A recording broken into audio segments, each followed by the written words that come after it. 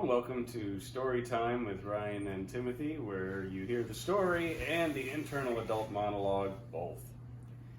We're doing Octopuppy, which is a very cool looking book. Yeah. Yeah. Hi guys.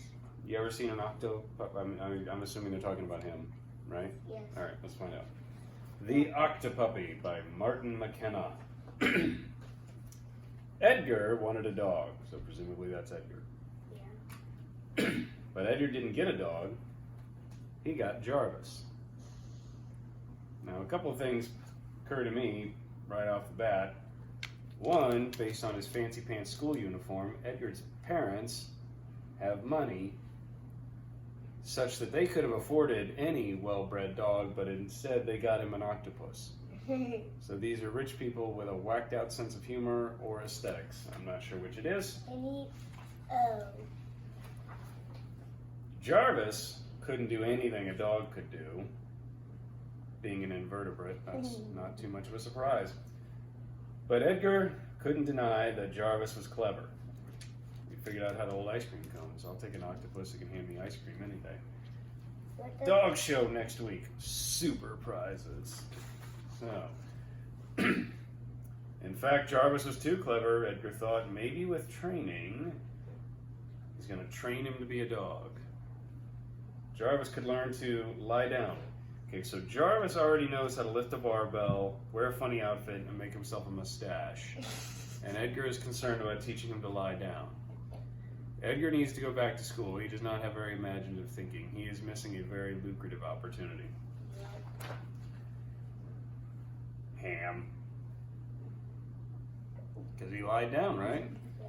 Or maybe play dead. What's Jarvis going to do? I kind of want to meet Jarvis. Jarvis seems way more interesting than Edgar. Edgar seems like a frustrating little kid. But Jarvis always went too far, and that drove Edgar crazy. No, no, no.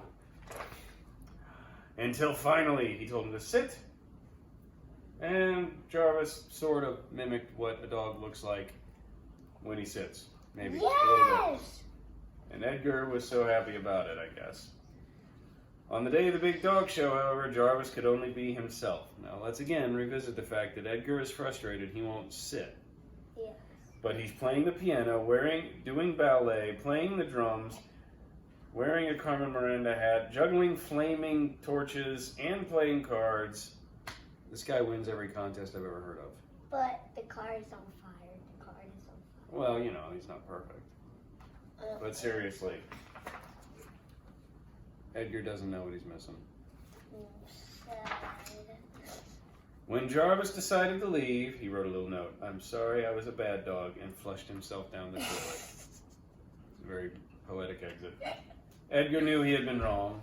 Jarvis wasn't a dog. No kidding. He had no spine and 8 legs. He was the best octopuppy in the world, and it showed him having rescued a cat from a tree and having apparently cooked bangers and mash. So this is a British book. We should have been reading it differently. Yeah. Edgar wanted Jarvis to come back. He went to look for him.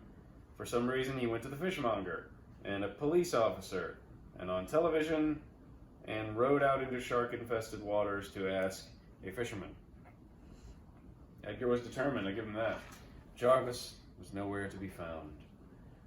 So he screamed into a toilet, "Oh, Jarvis, I'm sorry I was so horrible. Please come home." And look at all the nonsense that was in the pipes under his house, to include an escaped convict and a crocodile in England, and a dinosaur skull. And a crab. And a crab, yeah. And a bunny. But they're all telling each other, "Jarvis, please come home, pass it on. Jarvis, come home, pass it on. Jarvis, come home, pass it on." So like the whole ocean. This is a very Finding Nemo approach to getting Jarvis back. Yeah. That was all Jarvis needed to hear, because apparently he heard it. Again, Finding Nemo. "Jarvis!"